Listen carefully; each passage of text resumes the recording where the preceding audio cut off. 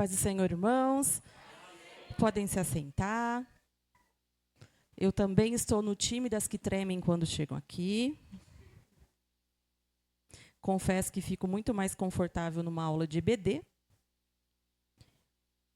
Mas quero compartilhar com vocês nessa noite algo que o Senhor tem colocado em meu coração. Quero convidar vocês a lerem comigo Mateus 9. Mateus 9, 27 ao 31.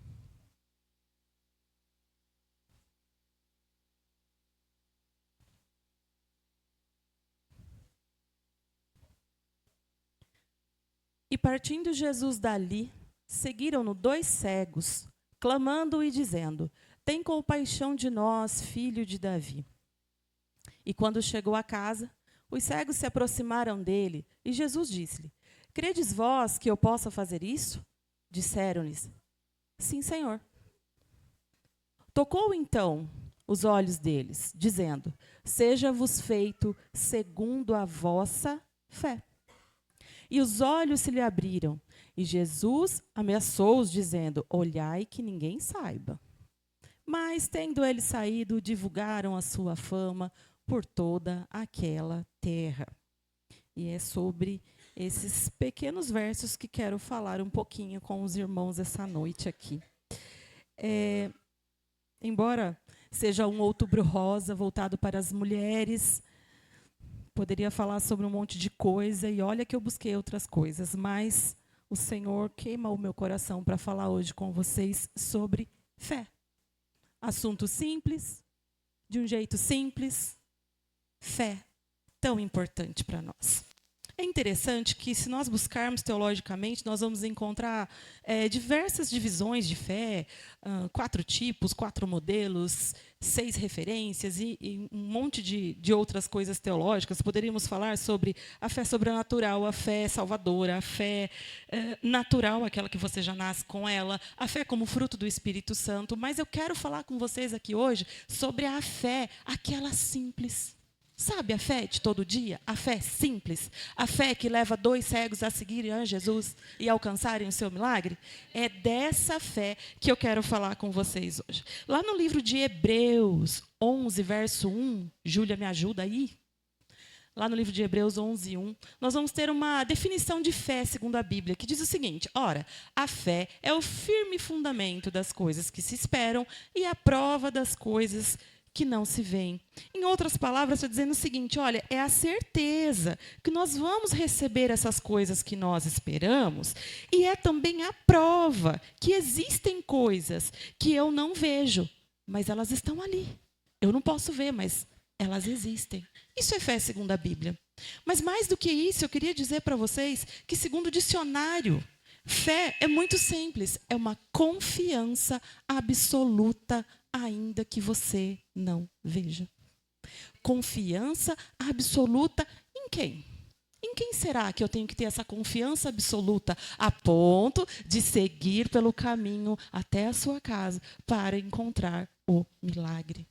De quem é que nós estamos falando aqui, queridos? Nós estamos falando que, através de uma fé simples, você pode ser capaz de alcançar o inimaginável para a sua vida. Eu quero que você preste atenção num detalhe. Esse texto que nós lemos, que começa aí no verso 27, na verdade, esse capítulo ele começa antes. O livro de Mateus ele vai contar para a gente, assim como nos outros evangelhos também, uma série de milagres que vão acontecendo. E aí, dentro desse aqui em especial, porque a gente pegou um trecho bem pequenininho ali, de uma passagem pequenininha, bem curtinha, na verdade. Só que antes disso, o que está acontecendo? Então, vamos aqui contextualizar com vocês, para vocês entrarem aqui dentro da história. Jesus estava lá num almoço, numa refeição, estava com seus discípulos, mas também tinham publicanos, também tinham pecadores, e ele está lá numa mesa de refeição, e ele está falando nesse momento sobre jejum em específico. Então chega um chefe e fala: olha, seguinte, minha filha está lá, morreu. Mas vem comigo, vamos lá, que eu sei que se o senhor chegar lá, o milagre pode acontecer. Tá bom. Aí Jesus sai. Jesus sai sozinho? Não. os discípulos e uma multidão que sempre está com ele. E aí ele está andando por esse caminho, né? Provavelmente sol, calor, gente à sua volta. Tanto os que estavam apenas seguindo por seguir, como aqueles que já criam nele, aqueles que estavam ali só tentando apanhar ele em alguma coisa, e os discípulos, enfim.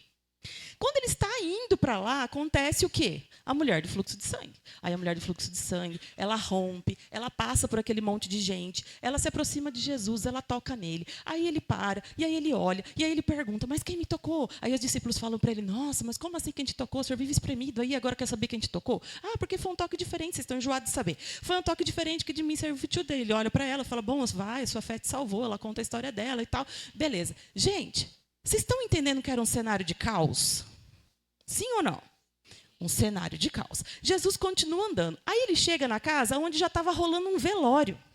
O velório da filha de Jairo. Tinha flautas lá. Já tinha gente cantando. E já tinha gente chorando. E quando Jesus chega para fazer o milagre ali de ressuscitar a garota, quando ele fala que ela estava dormindo, as pessoas fazem o quê? Riem. O cenário era um cenário de caos. Vocês estão entendendo que o contexto era esse? Gente apertando, discípulos seguindo, um milagre acontecendo aqui, outra coisa acontecendo ali. Jesus tem misericórdia. Outra coisa acontecendo ali. E aí Jesus entra, ressuscita a garota, certo? E aí o que eu quero dizer para vocês? Que apesar desse cenário parecer um cenário confuso, parecer um cenário de caos, Deus estava operando.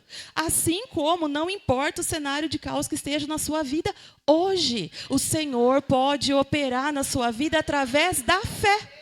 Porque no meio desse caos a gente vê uma mulher que tem fé para tocar nele. No meio desse caos a gente vê um homem que tem fé que ele é capaz de ressuscitar a sua filha. E embora a situação ali, se fosse um filme, talvez parecesse até um filme de comédia. Né? Tudo, aquele monte de coisa acontecendo ao mesmo tempo, aquele monte de informação. Mas para aqueles que têm fé, o cenário de caos é o de menos, porque Deus pode operar nesse cenário de caos da sua vida. Deus pode mudar a sua história nessa noite. Não importa o cenário, não importa. Não importa se as coisas estão apertadas para o seu lado. Não importa se tem muita gente rindo de você. Não importa se morreu. O que morreu, Miriam? Não sei. Morreu o sonho? Morreu a esperança? Morreu fisicamente? Não sei. Não importa o caos. O Senhor, através da sua fé, fé simples, é capaz de mudar o seu cenário. Nós vamos lá, então, para o verso 27. O verso 27 que nós acabamos de ler, vocês acompanhem comigo. E partindo Jesus dali desse cenário que eu estou dizendo para vocês. Então, a minha imaginação, a Bíblia não fala, mas eu imagino, que os dois cegos estão ali, ó, normalmente quem não vê, ouve muito bem, né? E eu imagino que eles estão ali, ó, naquele cenário, ouvindo tudo. Peraí, a mulher foi curada e foi embora. Peraí, ela foi embora. Ah, mas tinha um flautista ali porque tinha um velório. Ué, parou de tocar, as pessoas estão rindo. Mas o que está acontecendo? Ai, a menina reviveu. Estou ouvindo. Então, desse cenário, tá? Nós vamos aqui, ó. E saindo dali, Jesus sai dali. E ele está indo para casa. Então, olha só. E saindo Jesus dali, fica no 27 um pouquinho, Ju. E saindo Jesus dali, seguiram-no dois cegos. Dois cegos. Já disse para vocês que eles provavelmente ouviam muito bem. E eles, apesar de não ver, quando eles ouvem tudo isso, foi suficiente para que eles tivessem fé. Era uma fé sobrenatural, algo. Era uma fé simples, dessa que eu e você temos. Nós temos, a partir do momento que nós aceitamos a Jesus como nosso Salvador, nós temos essa fé. E através dessa fé, eles ouvem aquilo que aconteceu e eles creem. Lá em Romanos 10, 17, se eu não anotei errado, de sorte que a fé vem pelo... E ouve o quê? Então, será que a nossa falta de fé muitas vezes não vem de quem nós estamos dando ouvidos? Você há de concordar comigo que por muitas vezes nós podemos ser cegados pelas nossas lutas. As lutas, elas nos cegam. Elas nos deixam num estado assim de não ver saída. O cansaço nos cega. A doença, ela é capaz de nos cegar. Nós ficamos cegos momentaneamente. E às vezes por muito tempo. Aquela luta vai se arrastando e você vai perdendo as esperanças e você vai ficando cego. E aí, nessa hora, quem é que nós, eu e você, temos dado ouvido? Será que nós temos dado ouvido à palavra de Deus ou será que nós temos dado ouvido a qualquer outra coisa? Porque nesses momentos em que essas lutas tão intensas são capazes de nos cegar, nesses momentos não vai faltar gente para falar para você: agora já foi. Pode desistir. Você não é capaz não. Abrir empresa? Tá louca com essa crise? Não. Ai, mas eu fiquei desempregado. E aí eu tenho vontade. E o Senhor prometeu que... mas você acredita nessas coisas? Não vai dar certo para você não. Não, mas o Senhor disse que vai salvar o meu esposo. Que vai salvar o quê? Faz tanto tempo. Acha? Então, a quem nós temos dado ouvido quando as circunstâncias nos cegam? Esses 2 cegos, eles nos mostram quem eles ouviram. Eles ouviram a grandeza do Deus que eles servem. Eles ouvem a grandeza de Jesus que estava ali operando maravilhas. E eles têm uma grande ideia, né? Eles têm uma grande ideia. Então, gente, não podemos deixar que a canseira, que o trabalho ou que a nossa própria falta de fé faça com que a gente ouça pessoas erradas. Porque nessa hora o inimigo ele vai tripudiar em cima da gente, vai falar: esse agora eu derroto ele. Mas ele é derrotado desde a sua origem. Nós somos mais que vencedores em Cristo Jesus. E a nossa fé, por menor que seja, ela é capaz de fazer em nós coisas extraordinárias. E então, eles saem dali e eles seguem Jesus. Eles vão seguir Jesus. É engraçado essa parte, porque eu fiquei pensando mesmo, eu fiquei bem reflexiva sobre isso, porque eles seguem Jesus. Isso quer dizer que não aconteceu um milagre de imediato, como foi com a filha de Jairo, que ele chegou lá e falou: ressuscita, e ela ressuscitou. Também não foi uma coisa imediata como o toque da mulher do fluxo de sangue, que a virtude sai na hora e ela sai e vai embora para casa dando testemunho. Não. Seguiu até a casa dele, então quer dizer que andou por um caminho. A Bíblia não fala se perto ou longe, mas seguiu. Seguiu ele. Ele não podia ter virado assim de imediato e falar: vejam. Mas ele não o fez. Sabe, irmãos, nós, principalmente mulheres, tá? A gente sofre de um negocinho chamado ansiedade. Ansiedade, gente, é um problema que atinge... Olha, o Brasil é o país mais ansioso do mundo. Isso é pesquisa mesmo, de verdade, estatística. E a cada 10 ansiosos do Brasil, 7 são mulheres. Por que será que a gente é assim, né? É verdade. Porque nós somos essas pessoas multifuncionais, nós queremos fazer tudo com o nosso próprio braço, né? E nós temos essa noção de fé, sabe fé micro-ondas, que a gente vai botar ali, vai fazer 30 segundos e o negócio vai fazer fé prontinha, pegando e saindo na hora. Parece que a gente só acredita se acontecer na hora. Mas eu estou orando pela conversão do meu filho, eu estou orando pela minha família há tanto tempo e nada acontece. Meus queridos, não desistam de seguir a Cristo e ter fé nele, porque quanto mais demora para a sua bênção chegar ou para o milagre acontecer, mais bonito é o testemunho. Já parou para pensar? Sabe, é bonito chegar aqui e falar assim: olha, eu orei aqui e já aconteceu. Mas quando a pessoa vem e fala: olha, eu orei anos, mas o Senhor me deu vitória. O Senhor honrou a minha pequena fé. Então, gente, às vezes esse negócio é um jargão que eu já ouvi muitas vezes, que Deus não demora, Deus capricha. Então, assim, eu oro tanto pelo meu esposo, tá bom, mas Deus às vezes quer trazer o esposo, o filho, o vizinho, o primo, o vô e outras pessoas que ainda não conhecem a Cristo. Então, nesse processo de seguir a Cristo, você vai exercitando a sua fé. Porque esses homens, eles ouvem, saem andando atrás de Jesus, mas espera aí, eles já seguiam antes? Será que eles já seguiam antes? Será que eles já eram discípulos de Jesus? Não. Então, eles vão seguindo. Jesus podia ter virado na hora? Podia. Mas ele queria ver o tamanho da fé. Simples assim. E aí, o que eu digo para vocês é o seguinte: esse excesso de ansiedade que a gente tem, ele entra em conflito com a fé, com o seguir a Jesus. Porque isso nos desanima. A gente quer a coisa para agora. Sabe, a gente quer que o emprego que eu quero venha agora. A gente quer que o marido se converta hoje. A gente quer que a luta vá embora hoje. A gente quer que o problema financeiro vá embora hoje. Deus pode fazer? É claro que Ele pode. Mas Ele é o dono do tempo. E Ele sabe o tempo adequado para você receber a sua vitória. E pode ter certeza, e a gente sabe disso, que Ele quer o melhor para nós. E que, embora a gente não sabe o que é melhor para nós, a gente tem a certeza que Ele sabe. Você crê que Ele sabe o que é melhor para você? Eu creio que Ele sabe o que é melhor para mim. Então, eles continuam, tá? Seguem a Jesus, porque o milagre não foi de imediato. Só que eles seguem em silêncio? Não. Eles seguem clamando. Certo? Eles seguem clamando. Antes, Ju. Eles seguem clamando. Vocês sabem a diferença entre clamar e orar? A diferença entre clamar e orar é a seguinte. Orar é mais parecido com uma conversa. Tá? Então, vou ilustrar aqui para vocês. Baixou a professora. Ai, Senhor Jesus, eu te louvo, te agradeço, porque o Senhor é bom. E o Senhor salva a minha família e o meu marido. Agora, clamar é mais ou menos assim. Jesus, salva agora. Eu preciso agora. O meu desespero é muito. Vocês entendem a diferença? Orar é parecido com uma conversa. Mas o clamar é um grito de súplica. E esse grito de súplica que sai de dentro da nossa alma, ele só é possível através da fé.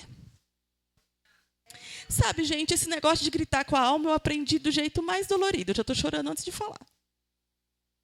Porque quando nós passamos, pelo menos da minha parte, foi a luta mais difícil que eu já passei na minha vida, os irmãos têm conhecimento, que 3 anos atrás, nem sei se é 3, se é 4, meu marido que lembra disso direito.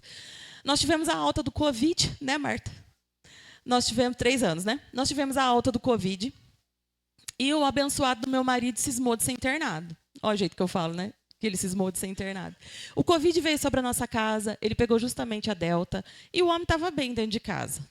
Embora ele ficasse cantando hinos da minha pátria estou distante, quero ir para lá, umas coisas assim, né? Nunca mais posso ouvir esses hinos da harpa aqui na igreja, que me remete a algo difícil.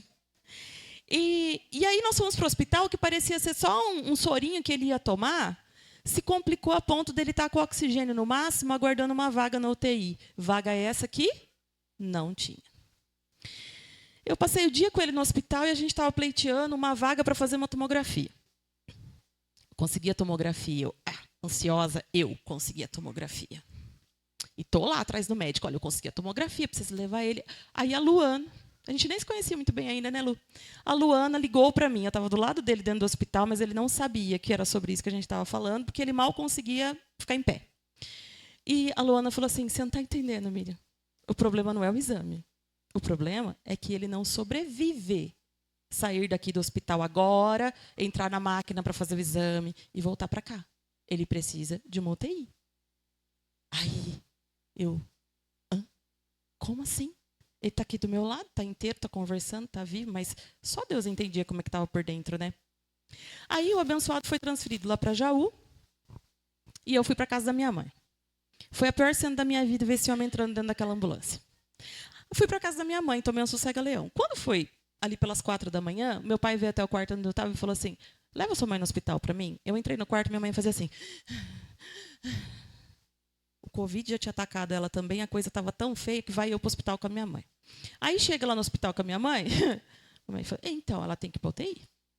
Aí eu fui para minha casa, meu marido me liga e eu achando, vai vendo, eu achando, que eu ia receber notícias do meu marido que estava lá, olha, legal, estou aqui, estou bem cuidado. Não, ele ligou para se despedir de mim. Porque ele ia ser entubado. E à medida que ele ia falando comigo naquelas imagens ali da chamada de vídeo, as máquinas passando atrás dele, e o médico e a enfermagem falando com ele. E ele já estava meio assim, sem chão. E nós tivemos uma conversa terrível. Porque eu fui atriz da Globo ali na hora, sabe? Mantive o sorriso. Que isso, amor, daqui a pouco você volta. E minha mãe lá esperando vaga para ir para a UTI também, e eu não podia falar para ele. Aí tudo bem, ele foi entubado. 5 dias. Eu só gritava. Porque a hora que ele desligou aquele telefone, Eu acho que eu senti a maior dor que eu já senti na minha vida. E tudo que eu conseguia fazer era gritar. Primeiro eu gritei para os vizinhos ouvir. Mas depois o meu grito, ele era aqui na alma. E eu falava, Senhor, devolve meu marido. Só que aí a minha mãe me vai para UTI também. E aí eu gritava, Senhor, não deixa minha mãe ser entubada, porque o Anderson é jovem, minha mãe é um pouco mais velha, já tem outros problemas, eu não sei se ela volta. Aí eu recebi notícia da minha sogra, do meu sogro, sabe o que aconteceu com ele? Estava internado na UTI. E eu olhava e falava, Jesus, e agora? E tudo que eu conseguia fazer era gritar com a minha alma, porque os meus filhos estavam ali, o meu pai estava ali comigo. E eu dizia, Senhor, me dá força. E eu precisava acreditar. E é estranho como a gente só acredita de verdade, a gente só exercita a nossa pequena fé de verdade quando sai do controle da nossa mão. Porque enquanto a gente tiver uma barrinha para estar segurando, a gente segura. E aí eu gritava com esse... E eu lembrava muito de Ana, né? Porque Ana não gritava exatamente. E é esse tipo de fé que eu quero dizer para vocês, que é uma fé que é pequenininha. Porque eu queria ter fé naquele momento de olhar para meus filhos e falar, seu pai vai voltar. Mas a palavra não saía. E eu, por muitos momentos, falei, Senhor, me ajuda a ter fé que ele vai voltar. Porque no primeiro dia, na minha cabeça, eu ensaiei até como ia ser o velório dele. Olha, que coisa louca. Aí o Senhor foi fortalecendo através da palavra dele, através da leitura da palavra dele e através da oração incessante e desse grito, desse clamor capaz de trazer o milagre para as nossas vidas. Quem acredita que o clamor a Deus com fé é capaz de trazer o milagre para a sua vida ainda hoje, louve a Ele nessa noite. E aí eu falei tanto para trazer todo mundo de volta que ele trouxe mesmo. E eu me lembro muito de uma oração que eu brinco com ele até agora e falo, poxa, eu falei para o Senhor que podia te trazer com sequela, que eu ia tratar de você o resto da vida. Será que eu posso retirar essa parte da oração? Mas é brincadeira, viu? Esse clamar desses dois cegos não era um clamor qualquer. Vejam bem qual era o clamor. Eles clamavam dizendo, tem compaixão de nós, filho de Davi. É a primeira vez que publicamente é dito a ele, filho de Davi. Esse era o maior reconhecimento que alguém poderia dizer para ele naquele momento. O Senhor até então não tinha sido ainda dito com essas palavras, filho de Davi. Estava ali reconhecendo, esses dois cegos nesse momento, reconhecem o Senhor como Messias. Reconhece ele como realmente filho de Deus, aquele que é capaz de fazer infinitamente mais do que nós pedimos ou pensamos ou imaginamos. E eles reconhecem através desse clamor, Jesus, filho de Davi, tem compaixão de nós. Porque é isso que nós muitas vezes não conseguimos reconhecer. Reconhecer que Ele é o que Ele é na nossa vida. Eu sei que fica estranho, mas olha que interessante, lá em 2 Timóteo 1:12. 2 Timóteo 1:12. Nós vamos falar sobre reconhecimento aqui. O próximo. 1:12. Por sua causa padeço também isso, mas não me envergonho, porque, Paulo falando, porque eu sei em quem tenho crido e estou certo de que é poderoso para guardar o meu depósito até aquele dia. Aqui o apóstolo ele nos mostra simplesmente isso. Eu sei em quem eu creio. Você sabe em quem você crê? Você sabe em quem você tem fé? Você tem certeza que você sabe em quem você tem fé? E é interessante porque no verso 28, volta lá, Ju, no nosso texto, no 28. 9:28. Isso. E quando chegou a casa, os cegos se aproximaram dele e Jesus disse-lhe, credes vós que eu possa fazer isso? E aí fica interessante, porque, tá bom, eles estão seguindo, né? Jesus, eles seguem até a casa. Quando Jesus chega na casa, e aí eles continuam lá naquela gritaria, naquele clamor, né? Jesus, filho de Davi, tem misericórdia, tem misericórdia. Jesus vira para eles e fala assim, vocês creem mesmo que eu posso fazer vocês verem? Então, eu trago essa pergunta para vocês aqui nessa noite. Vocês creem mesmo que Deus é poderoso para fazer aquilo que você tem pedido? Porque eu vou dizer uma coisa para vocês. Tem muita gente que segue. Eu sigo. Eu vou na igreja todo domingo, eu faço as minhas orações do meu jeito, né? Eu sigo a Cristo. Ah, você segue? Mas você tem fé? É isso que ele está perguntando aqui. Você realmente crê que eu sou capaz de fazer isso? E aí eu digo para você, você crê? Porque para você crer que ele realmente pode fazer tudo isso, você tem que conhecer quem ele é. E você conhece quem ele é? Você conhece ele como? Você guarda, a gente já ouviu aqui hoje, você guarda os seus mandamentos, você lê a sua palavra, você ouve a sua voz. Ou será que as vozes te deixam confusos no momento da aflição? Ou você realmente consegue identificar quem é Ele e saber que Ele é capaz de fazer isso através da sua fé? Porque é através da sua fé. Que fé? A fé de acreditar que Ele pode fazer. É muito interessante pessoas seguirem a Ele, mas não crer no poder de Deus. Sabe, as pessoas creem, mas na hora que a luta aperta, ela fala assim, mas eu acho que isso aqui, acho que isso aqui Deus não dá conta, não. Acho que esse daqui é melhor eu fazer do meu jeito, porque se eu confiar em Deus, se eu entregar para Ele, se eu tiver fé que Ele vai fazer, às vezes nem vai fazer do jeito que eu quero, às vezes nem vai fazer do jeito que eu estou imaginando, mas não vai mesmo. Porque a fé vai fazer com que você entregue a Ele, e Ele vai fazer do jeito dEle, no tempo dEle, com a graça dEle. E a nós cabe apenas esperar e crer que Ele pode fazer isso na nossa vida. Crer que Ele vai dar conta. E é interessante que eu não consigo imaginar como que alguém pode não acreditar que Deus vai dar conta de alguma coisa. Sabe, se você não puder, pelo menos, olhar para a sua própria vida e ver tantos outros momentos que Deus foi capaz de fazer tanto por você. Eu vejo isso que pessoas, elas acreditam, elas têm fé que o Deus da Bíblia é o Deus que ela serve. Elas têm fé que haverá, sim, depois desse mundo, uma nova morada, um lugar celestial, onde não haverá dor, onde não haverá choro. Eu também creio. Mas a pessoa não consegue crer que aqui e agora, a depender da nossa fé, Ele pode agir a nosso favor. Isso é muito estranho para mim. Eu tive uma oportunidade ontem. Foi ontem, né, meninas, que a gente foi lá. As meninas até foram comigo e a gente foi num laboratório de anatomia. Como eu sou de humanas, eu nunca tinha visto assim essas coisas muito de perto. E aí tinha lá os órgãos de verdade para a gente ver e tal. E eu peguei um coração humano na mão. E a hora que eu estou olhando aquele negócio assim, eu falei, Senhor, como o Senhor é perfeito. Como que o Senhor criou essa maquininha aqui, que fica aqui, e que eu nem dou conta que está aqui. Porque a gente só dá conta que essa maquininha chamada coração está aqui fazendo eu ficar viva quando dá algum problema nela. Se não for por problema nela, alguém lembra que o coração está batendo aí agora? Não. Você lembra que está respirando? Não. Deus fez tudo perfeitinho, tudo funcionando. E você ainda acha que Deus não é capaz de agir a seu favor? Que é isso? E a resposta daquele cego foi simples e curta. Sim, Senhor. Quem está disposto a dizer ao Senhor nessa noite apenas assim, sim, Senhor. Eu tenho fé, eu creio. Não importa o tamanho, não importa o que é, porque eu conheço o Senhor. Eu sei que é o mesmo que abriu o Mar Vermelho. Eu sei que é o mesmo que foi preparar um lugar para mim. Eu sei que é aquele que mandou seu filho para morrer em meu lugar e que me ama, apesar de mim. Gente, Ele nos ama apesar da gente. O que isso quer dizer? Ele me ama assim, imperfeita, ansiosa, falante, exagerada.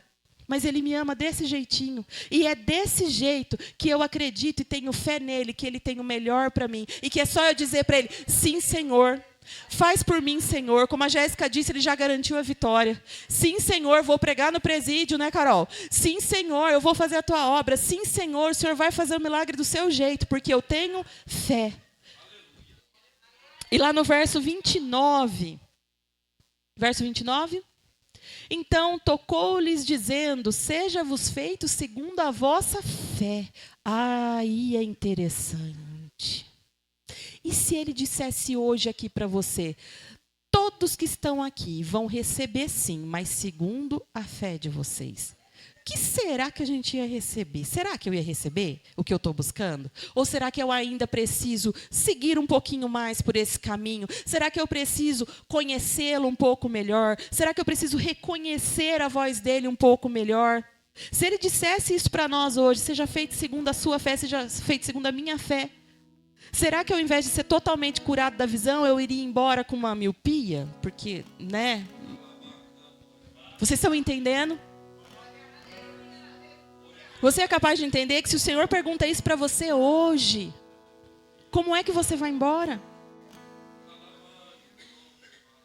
Vamos lá para o verso 30, eu já estou encerrando. Lá no verso 30, e os olhos se lhe abriram. E Jesus disse para ele, não conto para ninguém. Mas eles saíram correndo contando. Confesso que, né? Se é com a gente também sai contando. Imagina, você ora tantos anos para que o seu marido se converta. Quando acontecer, você não vai sair contando para todo mundo. Olha, a fé.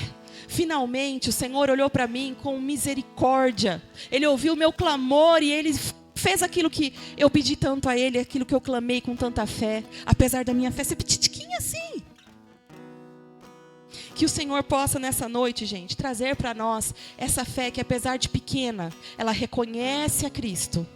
Ela entende que seguir a Ele é necessário para que o nosso milagre aconteça. E que por menor que seja a nossa resposta, e apesar de nós, Ele está disposto a fazer aquilo que nós pedimos, se nós tivermos fé. Amém? Eu agradeço a oportunidade em nome de Jesus.